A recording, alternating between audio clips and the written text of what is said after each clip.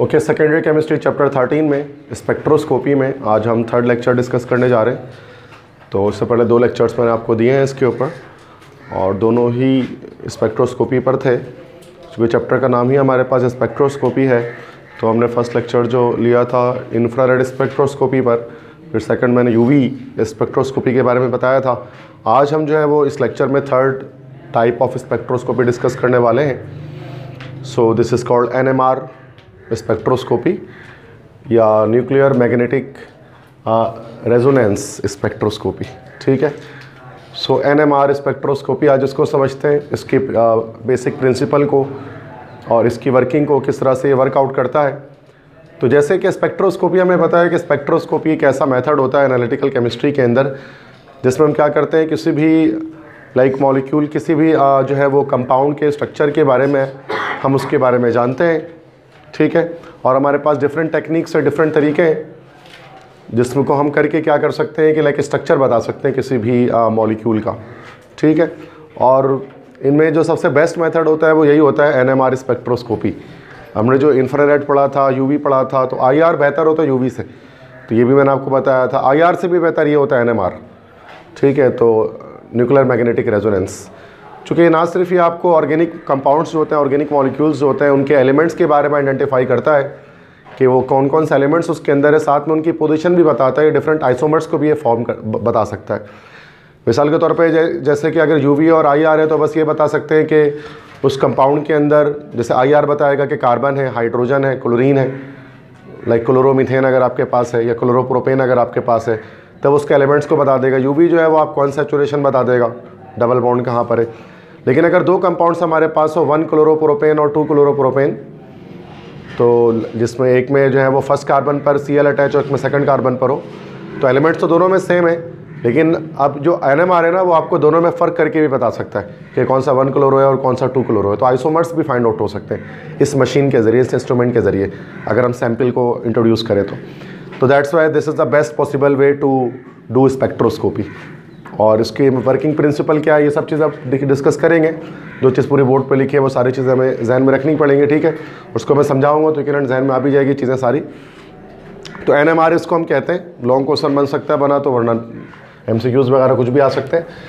तो NMR spectroscopy, तो अब जाहिर सी बात है कि उसमें इक्वेशंस वगैरह को याद नहीं करनी, केमिकल रिएक्शंस वगैरह, ना कि न्यूमेरिकल्स है, बस एक इंस्ट्रूमेंट है जिसकी वर्किंग पढ़नी है, जैसे हमने IR और UV की पढ़ी है। फिर अगर आगे जाकर आप यूनिवर्सिटी लेवल पर जाएंगे तो आप इन इंस्ट्रूमेंट्स को ऑपरेट भी करेंगे, तो उस वक्त आपको ज़्यादा आसानी आएगी कि आपको बेसिक चीज़ें पहले से पता होंगी। वरना इससे पहले पुरानी बुक में ये नहीं थी, तो बच्चे यूनिवर्सिटी में फर्स्ट टाइम इनके बारे में सुनते थे जाकर। लेकिन आज जो है, अब अगले इस साल जो बच्चे जाएंगे यूनिवर्सिटी के अंदर, उनको पहले से कुछ ना कुछ आइडिया होगा, क्योंकि हमारे बुक के अंदर अब ये मौजूद है। ठीक है, स्पेक्ट्रोस्कोपी का टॉपिक। तो NMR स्पेक्ट्रोस्कोपी, तो NMR स्पेक्ट्रोस्कोपी किस लिए बताया जाता है? It determines the structure of organic molecule. तो ये ऑर्गेनिक मॉलिक्यूल के स्ट्रक्चर को डिटरमाइन करता है, आइसोमर्स को बता सकता है उनके। ठीक है, NMR stands for nuclear magnetic resonance. NMR N से न्यूक्लियर, M से मैग्नेटिक, R से रेजोनेंस। तो इसकी शॉर्ट फॉर्म है, शॉर्ट में हम इसको कहते हैं NMR, फुल में होता है न्यूक्लियर मैग्नेटिक रेजोनेंस। ठीक है, इसका इस्तेमाल स्ट्रक्चर्स को बताने में किया जाता है मॉलिक्यूल की। अच्छा, इसे का इस्तेमाल बॉडी के स्ट्रक्चर को बताने में भी किया जा सकता है, तो उस वक्त इसको हम कहते हैं MRI। सुना होगा आपने MRI, magnetic resonance imaging, MRI image, जो अक्सर हॉस्पिटल से होती है, लोगों के इंटरनल बॉडी की MRI रिपोर्ट निकलती है, इतनी बड़ी सी रिपोर्ट होती है। ठीक है, बहुत कॉम्प्लेक्स मशीन होती है वो, तो वो इसी प्रिंसिपल पर वर्क करती है। बट वो बायोलॉजी में पढ़ते हैं, डॉक्टर जो बनते हैं फिर उसको वो पढ़ते हैं MRI किस तरह ऑपरेट होती है। हम तो यहाँ पर एलिमेंट्स को, मतलब कंपाउंड्स, ऑर्गेनिक मॉलिक्यूल्स, उसके स्ट्रक्चर को जानेंगे इसकी वजह से, ना कि ह्यूमन बॉडी के स्ट्रक्चर को हमें जानना है इसके ज़रिए। ठीक है, तो NMR spectroscopy, this is structure of organic molecules के लिए यूज़ होगा। NMR stands for nuclear magnetic resonance. ठीक है, पहली चीज़ तो ये समझ में आ गई। अच्छा, ये डेफिनेशन हो जाएगी उसके बाद NMR स्पेक्ट्रोस्कोपी की। The spectroscopy which deals with the study of interaction of electromagnetic radiation with matter in the radio frequency region, that is 4 MHz to 750 MHz is called NMR spectroscopy. अब यहाँ पर मतलब क्या बात कर रहे हैं कि लाइक इससे पहले हमने पढ़ा था इंफ्रारेड स्पेक्ट्रोस्कोपी के अंदर, तो उसमें क्या था कि इंफ्रारेड रेडिएशंस को इस्तेमाल कर रहे थे, IR वेव्स को, इलेक्ट्रोमैग्नेटिक वेव्स थी। उसके बाद यूवी में जब बात कर रहा था तो उसमें हम जो है वेव नंबर पे बात कर रहे थे। उसके बाद अल्ट्रावायलेट की जब बात की थी हमने, तो यस अल्ट्रावायलेट की जब बात की थी तो हमने वहाँ वेवलेंथ के तौर पे बात की थी, ठीक है, और वो वहाँ पर हम लोग यूवी रेस की बात कर रहे थे। अब इसके अंदर जो इलेक्ट्रोमैग्नेटिक रेडिएशंस इन्वॉल्व होती हैं तो उनको कहा जाता है, they are called radio waves. तो इनको रेडियो वेव्स कहा जाता है। रेडियो वेव्स भी आपको पता है सबसे ज़्यादा लोएस्ट फ्रीक्वेंसी वाली जो है ना, सबसे कम फ्रीक्वेंसी वाली जो इलेक्ट्रोमैग्नेटिक रेडिएशंस होती हैं उनको रेडियो वेव्स कहा जाता है, ठीक है। रेडियो एक्टिव रेडिएशंस भी जो रेडियो वेव्स या कहा जाता है, और इनकी सबसे लोएस्ट फ्रीक्वेंसी होती है। तो फ्रीक्वेंसी को आपको पता है हर्ट्स में नापते हैं और इनको फ्रीक्वेंसी में बता रहे होते हैं, मतलब बुक में फ्रीक्वेंसी लिखी हुई है। तो 4 मेगाहर्ट्ज से लेकर 750 मेगाहर्ट्ज, मतलब 7 MHz टू 750 MHz। पता है कि यहाँ पर हम रेडियो वेव्स को इस्तेमाल करते हैं इसके अंदर। तो बस हर एक इलेक्ट्रोमैग्नेटिक रेडिएशन में हम हर एक टाइप ऑफ स्पेक्ट्रोस्कोपी हमने देखा है कि अलग अलग किस्म के इलेक्ट्रोमैग्नेटिक रेडिएशंस का इस्तेमाल किया जा रहा है, इसमें रेडियो वेव्स का इस्तेमाल करते हैं, ठीक है। तो जो इसकी फ्रीक्वेंसी रेंज ये होती है 4 मेगाहर्ट्ज से लेकर 750 मेगाहर्ट्ज तक होती है। Megahertz is like 1000 hertz, like, ठीक है, 10 की पावर 6 मतलब कह सकते हैं इसको हम हर्ट्ज के अंदर अगर बात करें तो 4 एक्सपोनेंट 6 हर्ट्ज से लेकर 750 एक्सपोनेंट 6 हर्ट्ज तक। तो ये रेंज होती है रेडियो फ्रीक्वेंसी की। इसी फ्रीक्वेंसी पर हमारे मोबाइल एप्लीकेशंस वगैरह काम करते हैं। 4G 5G 3G network, GSM network, wifi network वगैरह हमारे पास हो गए। इस तरह से टीवी के सिग्नल हो गए, रेडियो के सिग्नल्स हो गए, AM FM के, ये सब इसी फ्रीक्वेंसी पर वर्क करते हैं, रेडियो वेव्स पर करते हैं, ठीक है। तो ये बहुत मशहूर वेव्स रेडिएशंस हैं जो हमारे मोबाइल फ़ोन ट्रांसमिट और रिसीव करते हैं इस रेस को। तो डेटा ट्रांसमिट होता है, कॉल वगैरह ये सब चीज़ें होती हैं, ठीक है, इंटरनेट चलता है हमारा। तो ये हमारे पास है, this is the radio frequency region पर, इस पर हमें काम करना होता है, ठीक है। तो अगली पॉइंट क्या है कि nuclei which contain odd number of protons या neutrons are spin active and they spin on their own axis like electron. जहाँ पर चूंकि न्यूक्लियर मैग्नेटिक रेजोनेंस की बात की जा रही है तो न्यूक्लियस की वहाँ पर बात होती है कि वो न्यूक्लियस जिसमें ऑड नंबर ऑफ प्रोटॉन्स हो, ऑड मतलब 1 3 5 7 9, ऑड नंबर ऑफ प्रोटॉन्स हो या फिर न्यूट्रॉन्स हो, वो स्पिन एक्टिव कहलाते हैं। उनको कहा जाता है कि वो स्पिन एक्टिव है and they spin on their own axis like electron, और वो अपने एक्सिस पे मूव कर रहे होते हैं इलेक्ट्रॉन की तरह। और जैसे कि spin active nucleus behaves like a tiny magnet, और जो स्पिन एक्टिव न्यूक्लियस होते हैं वो छोटे से मैग्नेट के तौर पे बिहेव करते हैं। मीन्स जिस तरह से हमने पढ़ा था ना कि n पेड इलेक्ट्रॉन्स जब होते हैं तो वो मैग्नेटिज्म उनकी वजह से आती है इलेक्ट्रॉन्स के अंदर। इसी तरह से न्यूक्लियस के साथ भी ऐसे ही होता है। न्यूक्लियस भी जो होता है ना अपने एक्सिस में स्पिन कर रहा होता है, घूम रहा होता है न्यूक्लियस के अंदर। अब वो स्पिन कौन से कर रहे होते हैं हमारे पास कि वो न्यूक्लियस जिसमें ऑड नंबर ऑफ प्रोटॉन्स या न्यूट्रॉन्स होंगे वो स्पिन एक्टिव होते हैं और वो अपने ओन एक्सिस पर स्पिन करते हैं जैसे कि इलेक्ट्रॉन की तरह। अब और वो छोटे से मैग्नेट के तौर पे बिहेव करते हैं, जैसे कि अब ये सारे एग्जांपल आप देख लें, hydrogen 1H1, nitrogen, fluorine, phosphorus, इन सब में आप देख लें जो एटॉमिक नंबर्स है हमारे पास वो ऑड नंबर में। अब चूँकि एटॉमिक नंबर्स इसमें ऑड नंबर्स में तो उसका मतलब ये सब के सब स्पिन एक्टिव है। इन सब के इलेक्ट्रॉन्स जो है वो स्पिन करते हैं एक टीनी मैग्नेट की तरह, जबकि nuclei having even number of protons are spin inactive and they have zero spin. लेकिन वो तमाम न्यूक्लियस जिनमें इवन नंबर ऑफ प्रोटॉन्स होते हैं तो वो स्पिन इनएक्टिव होते हैं, या न्यूट्रॉन होते हैं तो वो स्पिन इनएक्टिव होते हैं। उनमें क्या होता है कि जो इलेक्ट्रॉन्स है वो स्पिन नहीं करते, ठीक है। अच्छा, जैसे कि यहाँ हम बात करें अच्छा ड्यूट्रियम मैंने यहाँ पर लिखा ना, ठीक है। अच्छा, यहाँ पर ये को कार्बन और ऑक्सीजन तो सर इवन नंबर में सर आ गया, लेकिन ड्यूट्रियम में बात करते हैं डी, तो ड्यूट्रियम में न्यूट्रॉन इवन नंबर पे ऑड नंबर पे सॉरी आ रहा है, 2 - 1 = 1। एक न्यूट्रॉन होता है ना ड्यूट्रियम में, ठीक है। वैसे 1 एटॉम प्रोटॉन भी 1 ही इसके अंदर है, ठीक है, तो वो भी आ रहा है। तो बल्कि ड्यूट्रियम को हटा ही देते हैं इसके अंदर, तो बेहतर है कि बस ये याद कर लें, या फिर कोई दूसरा, और अगर हम बेरिलियम लिख लेते हैं तो शायद ज़्यादा ईजी है, ठीक है। अब सही है। तो मतलब क्या कह रहे हैं कि जब इवन नंबर ऑफ प्रोटॉन्स हमारे पास अगर होंगे तो सूरत में क्या होगा, इन दैट सिनेरियो ये हमारे पास स्पिन इनएक्टिव होते हैं, और फिर ये क्या होते हैं कि ये अपने एक्सिस पे मूव नहीं करते, तो ये स्पिन इनएक्टिव कहलाते हैं। तो दो तरह के तो एलिमेंट्स पर बेस करते हैं कि वो तमाम एलिमेंट्स, वो तमाम एटम्स जिनके एटॉमिक नंबर्स किसमें है भाई, ऑड नंबर में है, तो उनके इलेक्ट्रॉन्स क्या करते हैं, स्पिन करते हैं। और जिनके एटॉमिक नंबर इवन नंबर में वो स्पिन इनएक्टिव होते हैं, उनके इलेक्ट्रॉन्स स्पिन नहीं करते। तो ये एक चीज़ आपको पता होनी चाहिए। पहली चीज़, स्पिन करने अपने एक्सेस पे स्पिन करना, वरना तो इलेक्ट्रॉन स्पिन कर रहा था ऑर्बिट में, मैं अपने एक्सेस पे बात कर रहा हूँ जिस तरह मैग्नेट स्पिन करता है। बेसिक प्रिंसिपल क्या होता है इसका कि without an external applied magnetic field the nuclear spins are random in directions. कि अगर आप जो है वो कोई मैग्नेटिक फील्ड को अप्लाई ना करें तो क्या होगा कि न्यूक्लियर स्पिन्स होंगे वो डायरेक्शंस में हमारे पास रैंडम होंगी। रैंडम डायरेक्शन का मतलब क्या होता है, वो अपने किसी भी स्पिन में घूम सकती हैं। घूमेंगे तो जाहिर सी बात है, मिसाल के तौर पर अगर हाइड्रोजन की बात कर लें, तो हाइड्रोजन के पास एक इलेक्ट्रॉन है, ये सारे हाइड्रोजन के एटम के न्यूक्लियस आपको पॉजिटिव दिख सकते हैं। अब सबके स्पिन अलग अलग है। अब चूंकि अब ये सारे के सारे चूंकि मैग्नेटिक फील्ड नहीं अप्लाई हो रहा है तो सब अलग अलग तरह से घूम रहे हैं, सबके घूमने की डायरेक्शन डिफरेंट है, आप देख सकते हैं। तो घूम तो रहे हैं सारे के सारे पर डायरेक्शन डिफरेंट है सारी, ठीक है। When external magnetic field is applied, nuclei align themselves either with or against the field of external magnet। अच्छा, अगर हम क्या करें कि इसके दोनों तरफ अगर इस पर एक मैग्नेट लाकर रख दें, इसके सामने मैग्नेट ले आएंगे अगर, तो क्योंकि खुद एक टाइनी मैग्नेट की तरह बिहेव कर रही है, अगर एक स्ट्रॉन्ग एक एक्सटर्नल मैग्नेटिक फील्ड इस पर अगर हम एक अप्लाई कर दें तो क्या होगा, ये सारे के सारे किसी एक खास स्पेसिफिक स्पिन पर आ जाएंगे।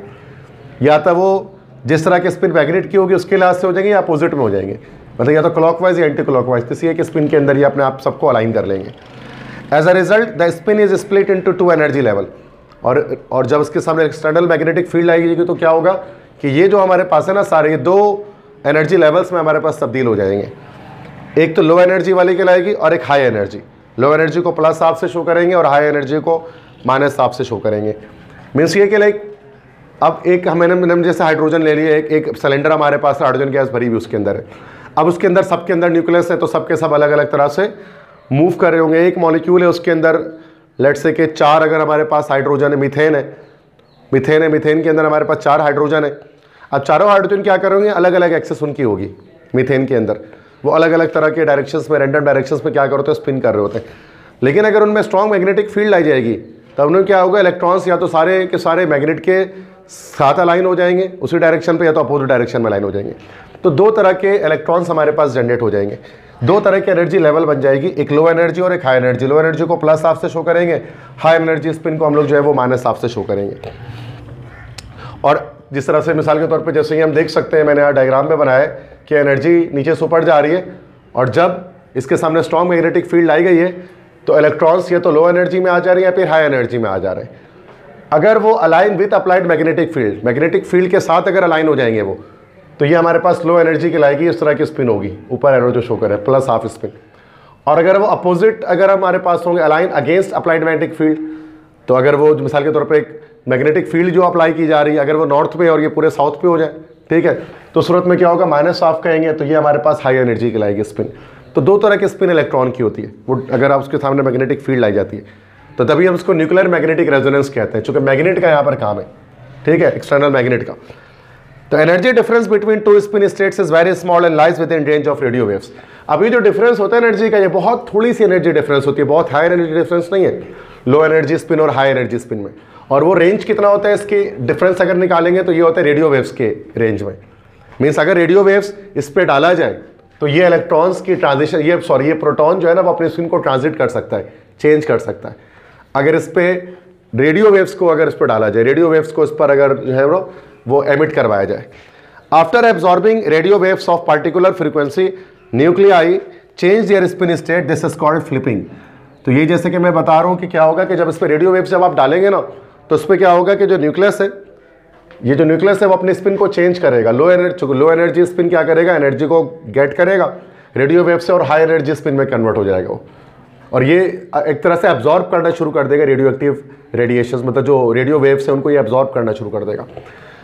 तो ये चीज़ अभी मैंने समझा, इसको मैं दोबारा से बताता हूँ इस चीज़ को ताकि आपके जहन में दोबारा रिवाइज हो जाए कि एनएमआर स्पेक्ट्रोस्कोपी क्या होती है, कैसे स्पेक्ट्रोस्कोपी जिसमें हम रेडियो वेव्स को इस्तेमाल करते हैं। अब डायरेक्टली इसको नहीं समझ सकते रेडियो वेव कैसे इस्तेमाल होता है, इसके पहले समझना पड़ेगा एलिमेंट्स 2 तरह के होते हैं, एक वो जिनके इलेक्ट्रॉन्स मूव करते हैं अपने एक्सिस में और एक जिसके नहीं करते। जिनके atomic number even number odd number में होते हैं वो स्पिन एक्टिव होते हैं, उनके इलेक्ट्रॉन्स अपने एक्सिस में स्पिन करते हैं। अच्छा, स्पिन करते हैं लेकिन उन्हें स्पिन की डायरेक्शन फिक्स नहीं होती, रैंडम डायरेक्शन पे स्पिन कर रहे होते हैं, इधर उधर बेतरतीब, क्लॉकवाइज एंटी क्लॉकवाइज, 45 डिग्री पे, कोई जो है वो 180 डिग्री पे, अलग अलग डिग्रीज पे मूव कर रहे होते हैं।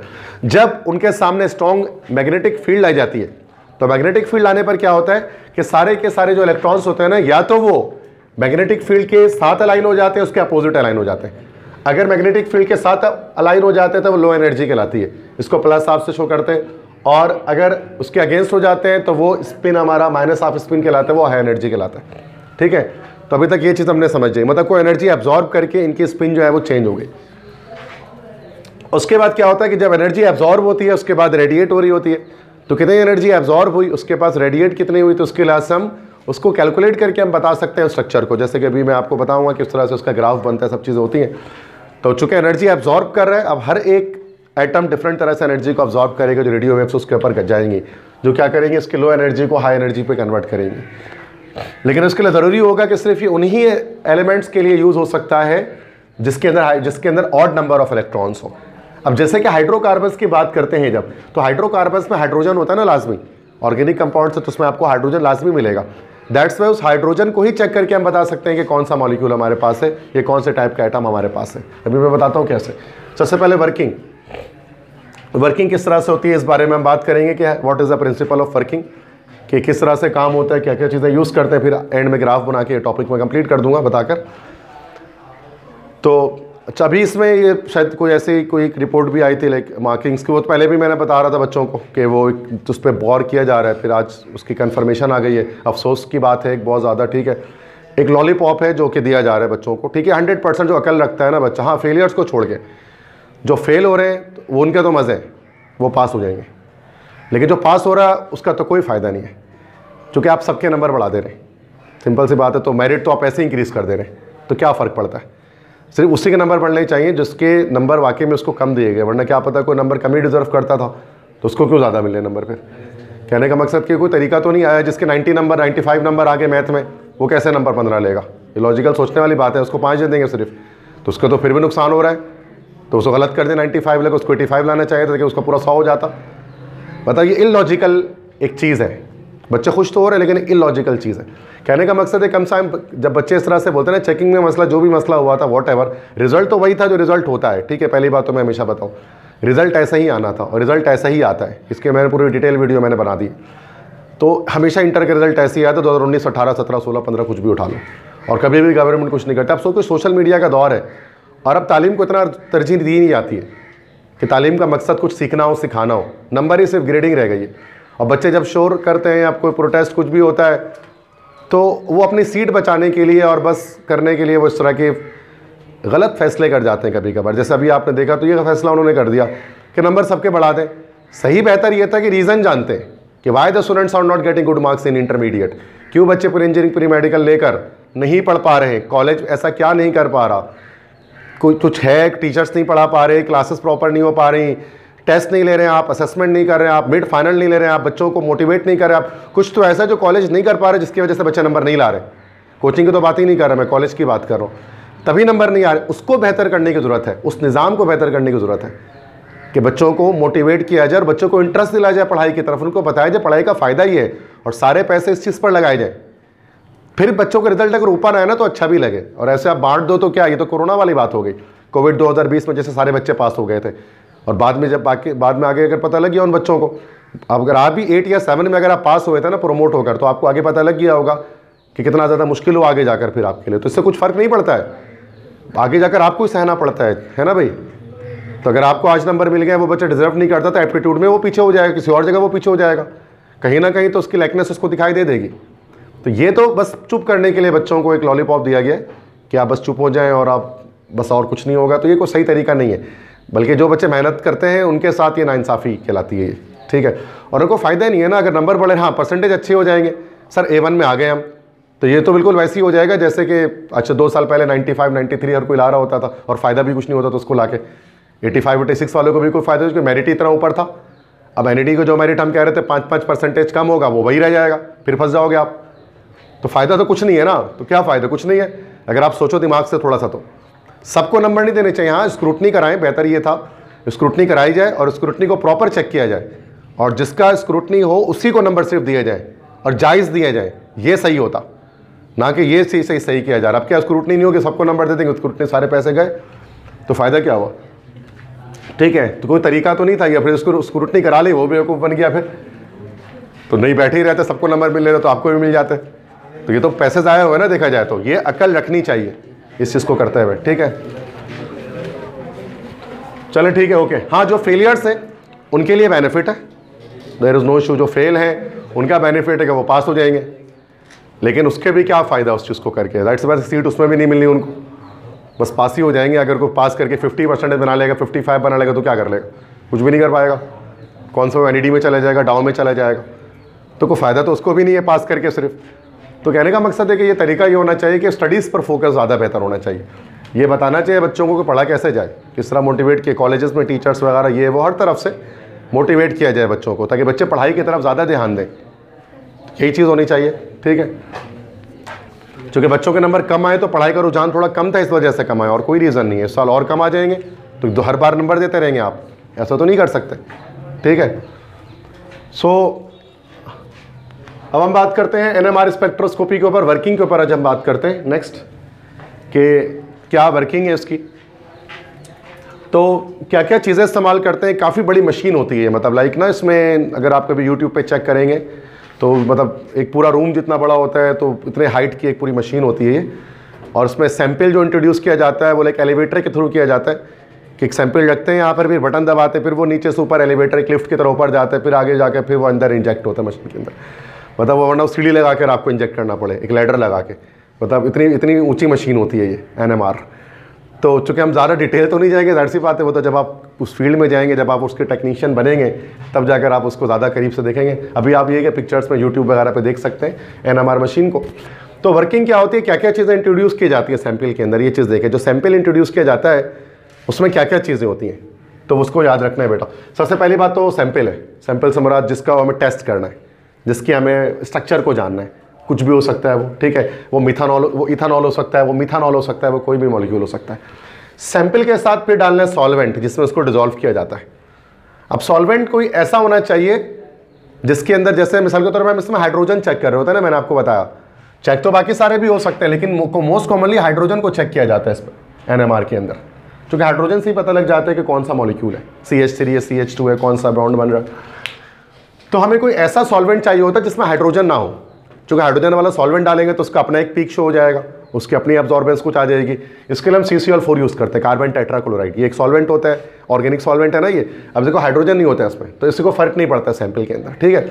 इसमें डिसॉल्व किया जाता है इसको एक खास एक सॉल्वेंट के अंदर। इसके बाद हम लोग इस्तेमाल करते हैं TMS भी डालते हैं, स्मॉल अमाउंट, थोड़ा सा हम डालते हैं, स्मॉल अमाउंट पे TMS डालते हैं। अब सर ये TMS क्या है? TMS is tetra methyl silane. T से टेट्रा, M से मिथाइल, S से सिलेन। टेट्रा मिथाइल सिलेन क्या होता है? ऊपर एक स्ट्रक्चर मैंने बनाया आपको, सिलिकॉन 4 बॉन्ड बनाता है, सिलिकॉन के 4 बॉन्ड के साथ क्या जोड़ दो बेटा? CH3 जोड़ दो। दिस इज टेट्रा मिथाइल और सिलिकॉन से आगे सिलेन। तो ये स्ट्रक्चर है TMS का, शॉर्ट पे TMS कहते हैं उसको हम लोग एनालिटिकल केमिस्ट्री के अंदर। पूरा नाम होता है टेट्रा मिथाइल सिलेन और ये इसका स्ट्रक्चर होता है। ये क्या चीज़ होती है बेटा? TMS क्या चीज़ होती है? एक रेफरेंस होता है। ये बता दो पहले TMS क्यों डाला जाता है, वाई TMS इज यूज्ड। तो इसको रेफरेंस के तौर पे इस्तेमाल करते हैं। रेफरेंस के तौर पे क्यों? टू चेक द इंस्ट्रूमेंट को चेक करने के लिए। कोई भी सैंपल पूरी दुनिया में कहीं पर भी NMR स्पेक्ट्रोस्कोपी जाएगी तो कुछ ड्रॉप्स, 1 से 2 ड्रॉप TMS के लाजमी डाले जाएंगे। TMS करेगा क्या? ये आपको शुरू में ही ना पीक देकर बताएगा कि मशीन सही चल रही है। वो एक रेफरेंस होता है, वो इंस्ट्रूमेंटेशन के लिए हम यूज़ करते हैं उसको ना, ताकि मशीन जो हमारी काम करे वो सही करे, ऐसा नहीं कि वो ख़राब रीडिंग दे। तो TMS को एज अ रेफरेंस डाला जाता है बस, ठीक है। TMS ही क्यों यूज़ करते हैं सर, कोई और क्यों नहीं यूज़ करते? ये भी सवाल हो सकता है, तो मैंने यही इसका जवाब लिखा। It is chemically inert. पहली बात तो नॉन रिएक्टिव होता है, इनर्ट होता है, रिएक्शन नहीं करता किसी सैंपल के किसी चीज़ के साथ। And it gives a broad line due to 12 hydrogen.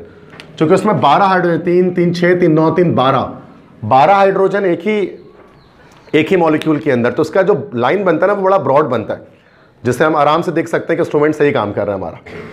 और it is volatile, so sample can be separated easily. ये वोलेटाइल भी होता है। वोलेटाइल से मुराद बहुत जल्दी एवोपरेट हो जाता है। तो क्या होता है, सैंपल से जब हम टेस्ट करके जब बाहर निकालते हैं ना सैंपल को, तो ये खुद ब खुद एवोपरेट हो जाता है।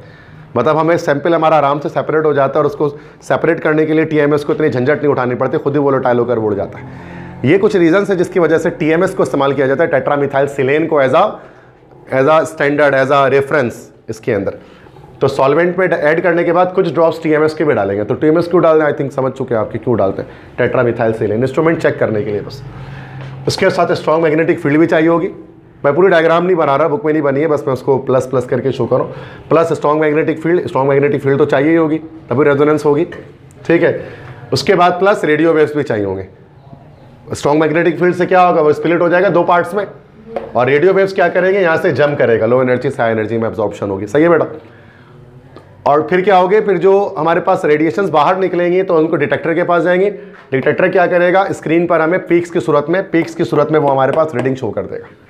बस समझ में आ गया। तो इतनी कोई मुश्किल नहीं है, आसान सी बात है कि अगर आप NMR अगर आप ऑपरेट करने जा रहे हैं तो आप जो भी सैंपल आपका है, जैसे इथेनॉल है, उसमें उसको पहले आप CCl4 कार्बन टेट्राक्लोराइड में डालेंगे, कुछ ड्रॉप्स TMS का डालेंगे स्टैंडर्ड के तौर पे। फिर आप NMR मशीन के अंदर जब वो जाएगा तो उसमें क्या होगा, मैग्नेट होगी, मैग्नेट डालेंगे नहीं, मैग्नेट लगी होगी उसमें, और उसके साथ जो है वो उसमें रेडियो वेव्स भी कहीं से हम जो है ना रेडियो सिग्नल्स को हम वहाँ पर भेज रहे होंगे। तो उससे क्या होगा कि हमारे पास कुछ रीडिंग्स ऑब्जर्व होंगे, तो डिटेक्टर क्या करेगा, चेक करके पीक्स उसके जनरेट कर देगा। जो भी आपके पास से प्रिंटर भी होते हैं कहीं पर लगा हुआ, प्रिंटर में पीक्स जनरेट होते हैं, कहीं पर LED स्क्रीन लगी होती है, LCD पे आ जाता है, वो अलग अलग टेक्निक्स है, वो तो एक अलग चीज़ है।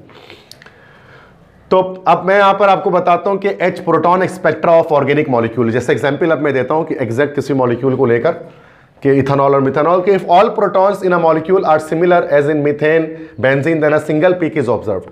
अगर आप सैंपल के तौर पे कोई ऐसा कंपाउंड ले रहे हो जिसमें सारे कार्बन एटम सेम है, मतलब जो सिमिलर है, तो जैसे कि मीथेन में और बेंजीन में तो सिंगल पीक, जैसे मीथेन में चारों हाइड्रोजन एटम सेम होते हैं, चारों हाइड्रोजन से कनेक्ट होते हैं, ऐसे ही है ना भाई, मैं स्ट्रक्चर नहीं बना रहा, आपको पता है मीथेन तो जानते ही कम से कम। इसी तरह से आप बेंजीन भी जानते हैं, बेंजीन का स्ट्रक्चर देखें, सारे हाइड्रोजन एक ही तरह से कनेक्टेड होते हैं, आइडेंटिकल होते हैं सारे हाइड्रोजन, बताया था मैंने। तो अब क्या होगा कि ये चूंकि है, इसमें 6 हाइड्रोजन, इसमें 4 है, लेकिन पीक हमारे पास सिर्फ एक ही जनरेट होगी क्योंकि सारे हाइड्रोजन एक जैसे हैं, सेम है। तो एक ही पीक, मतलब जब ग्राफ आएगा तो उसमें एक ही पीक जनरेट हो रही है बस, उसके अलावा नहीं होगी। हाँ, लेकिन protons in different environments require slightly different magnetic field and they show different peaks. लेकिन अगर डिफरेंट तरह के हाइड्रोजन अगर है एक ही मॉलिक्यूल के अंदर, तो वो डिफरेंट पीक्स को शो करेंगे। और area under the peak is directly proportional to number of hydrogen involve. और जो पीक की जो लेंथ होगी या जो एरिया होगा उसके अंदर, उस पीक के अंदर, तो वो डायरेक्टली प्रोपोर्शनल होगा कितने हाइड्रोजन कितने प्रोटॉन्स उसमें इन्वॉल्व हैं। ठीक है। अब जैसे कि देखो, हम बात करते हैं कि इथेनॉल की बात करते हैं, CH3CH2OH। अब हमारे पास जो इथेनॉल है, आप देख सकते हैं 3 हाइड्रोजन है और तीनों हाइड्रोजन हमारे पास डिफरेंट है। ये 3 हाइड्रोजन इस कार्बन के साथ कनेक्ट है, ये 2 हाइड्रोजन इस कार्बन के साथ कनेक्ट है, और ये हाइड्रोजन इस ऑक्सीजन के साथ कनेक्टेड है। तीनों हाइड्रोजन डिफरेंट है। तो जब हम इसको इथेनॉल को, इथाइल अल्कोहल को सैंपल के तौर पर इंट्रोड्यूस करेंगे NMR स्पेक्ट्रोफोटोमीटर के अंदर, तो वो क्या करेगा, हमारे पास 3 अलग अलग पीक्स जनरेट करेगा, क्योंकि तीनों हाइड्रोजन डिफरेंट है। सिंगल पीक उस सूरत में होगी जब सारे हाइड्रोजन सेम होंगे। अब जैसे मिथेनॉल की बात करते हैं, CH3OH, तो 2 तरह के हाइड्रोजन इसके अंदर है, तो इसमें क्या होगी, 2 पीक्स जनरेट होंगी। जैसे इसके अंदर आप देख सकते हैं 3 पीक्स जनरेट हो रही हैं। ठीक है। तो वो जब मशीन को आप देखेंगे, चेक करेंगे रियल लाइफ में, तो आपको ज़्यादा बेहतर इस चीज़ को दिखाई देगा। अब यहाँ पर आप चेक करोगे किस तरह से ग्राफ इसकी बनती है, या किस तरह का ग्राफ हमारे पास ऑब्टेन होता है। 2 एक्सिस होते हैं ग्राफ में, सिंपल सी बात है। एक हमारे पास X एक्सिस होगा, एक Y एक्सिस होगा, इतना तो जानते हैं। Y एक्सिस के अंदर एब्जॉर्प्शन है, कितने एब्जॉर्प्शन हुई, कितना एब्जॉर्ब किया उसने, जितना ज़्यादा हाइड्रोजन होगा उतना एब्जॉर्ब करेगा, तो वह एब्जॉर्प्शन पीक कहलाती है। और नीचे यहाँ पर X एक्सिस में हमारे पास जो है ना, वो हमारे पास जैसे सिग्मा, या फिर हम इसको इस तरह से डेल्टा होता है, डेल्टा कह सकते हैं, स्मॉल डेल्टा, ये डेल्टा बना होता है, दिस इज केमिकल शिफ्ट। तो केमिकल शिफ्ट को शो करता है। ये डेल्टा जो है हमारे पास, स्मॉल डेल्टा जो मैंने बनाया है, ये केमिकल शिफ्ट को शो करता है। केमिकल शिफ्ट से मुराद वही कि डिफरेंट रेडियो वेव्स की जो इंटेंसिटी है उसको शो कर रहा होता है। तो हम क्या करते हैं कि डिफरेंट रेडियो एक्टिव रेस हम क्या करते हैं, ऐसे ऐसे करके उसमें एक एक करके इंट्रोड्यूस करते हैं। 0 1 2 3 4 10 तक जाती है, 0 से लेकर 10 रेंज तक होता है हमारे पास। ये मतलब होती तो यही रेंज है, 4 मेगाहर्ट्ज से 750, लेकिन हम उसको ग्राफ में 0 से 10 तक रेंज हम दे देते हैं, इसी को स्टैंडर्ड बनाकर। और जो TMS मैंने बताया था ना, ट्राई मिथाइल सेलेन, उसका एक बेनिफिट ये भी होता है कि हल्की सी, मतलब बहुत हल्की सी, बहुत लो इंटेंसिटी वाली रेडियो वेव्स एमिट करके भी क्या होता है, रीडिंग शो कर देता है ये।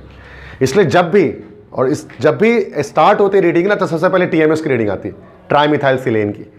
तो देखो सबसे पहले को TMS की 0 पे रीडिंग आ गई, TMS की, कि TMS इस सैंपल में मौजूद है, ट्राई मिथाइल सेलेन।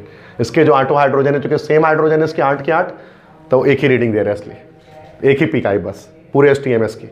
लेकिन अब इसके अंदर जो कि इथेनॉल भी डाला हुआ है सैंपल में, तो 3 चीज़ें। तो अब उसके बाद जो पीक आई, जैसे मिथाइल की आई, CH3 की आई, 3 हाइड्रोजन थे तो पीक लंबी आई। फिर आगे आप देख सकते 3 और 4 के बीच में, या 4 से थोड़ा पहले CH2 की पीक आई। फिर उसके आगे आप देख सकते हैं कि OH की पीक आई। मतलब पीक जितना हाइड्रोजन कम होते जा रहे हैं तो पीक कम होते जा रही है हमारे पास। ठीक है। तो कहने का क्या मकसद है यहाँ पर हमारे पास कि लाइक कि ये हमारे पास जब हमें इस तरह दिखता है ना, तो हमारे पास वही चार्ट होता है, टेबल होती है, जिसमें हम देख लेते हैं कि किस एक्स एक्सिस पर केमिकल शिफ्ट में किस डेल्टा वैल्यू पर क्या हुआ है कि हमें यहाँ पर पीक ऑब्जर्व हुई है। उसके अलावा हमें पता लगता है मिथाइल ग्रुप है, इथाइल ग्रुप है, OH ग्रुप है, कौन सा फंक्शनल ग्रुप है, किस तरह से अटैचमेंट हुई है। इसी तरह से जब हम मिथानॉल की बात करते हैं तो मिथानॉल के अंदर सिर्फ 2 ही तरह के हमारे पास जो है वो लाइक हाइड्रोजन मौजूद है। तो पहले तो TMS की पीक आ जाएगी, ट्राईमिथाइल सेलेन की। इसके बाद मिथाइल की पीक सबसे लंबी आ जाएगी, देखो उसी पॉइंट पर आई, देखो यहाँ पर भी 1-2 के बीच में आई थी, यहाँ पे भी 1-2 के बीच में मिथाइल की पीक आई है। इसी तरह से OH की पीक 5 और 6 के दरमियान में आई थी, यहाँ पे भी देखो 5 और 6 के दरमियान में आ रही है। तो जितने भी दुनिया के कंपाउंड जिसमें OH ग्रुप होगा, NMR करेंगे तो 5 और 6 के बीच में ही आएगी। इस तरह CH3 की पीक 1 और 2 के बीच में ही आएगी। TMS हमेशा 0 पे ही आएगा। तो उसकी पूरी लिस्ट होती है। पीक देखकर हम बता सकते हैं कि जो सैंपल आपने इंजेक्ट किया है उसके अंदर कौन कौन से कार्बन है, कौन कौन से हाइड्रोजन है, कौन कौन से फंक्शनल ग्रुप उसके अंदर इन्वॉल्व है और स्ट्रक्चर क्या है, ये सारी चीज़ें। That's works like a magic in chemistry ना, कि ये दौर था एक बहुत मुश्किल लगता था लोगों को ऐसा करना। आज मैंने बताया ना, जब हमने इससे पहले चैप्टर्स पढ़े तो हम देखते थे कि कितने सारे स्ट्रक्चर्स आ रहे हैं हमारे पास, और कैसे पता भाई स्ट्रक्चर ऐसे बॉन्ड बना हुआ है, ऐसे बॉन्ड, ऐसे डंडी लगी हुई है, ऐसे डंडी लगी हुई है, ऐसे फंक्शनल ग्रुप लगा हुआ है, ऐसे तो देखने में पानी लगता है।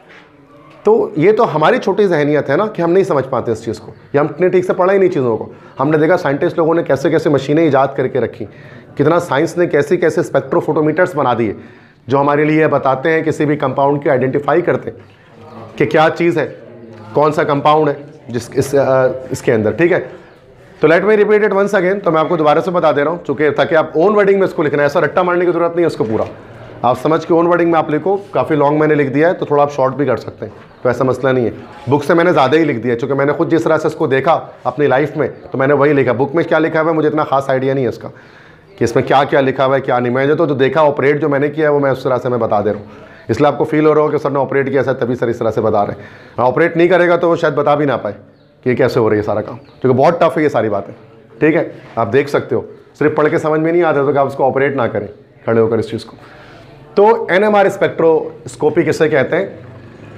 NMR स्पेक्ट्रोस्कोपी ऐसी स्पेक्ट्रोस्कोपी होती है जिसके अंदर क्या होता है कि दैट इज के न्यूक्लियर मैग्नेटिक रेजोनेंस।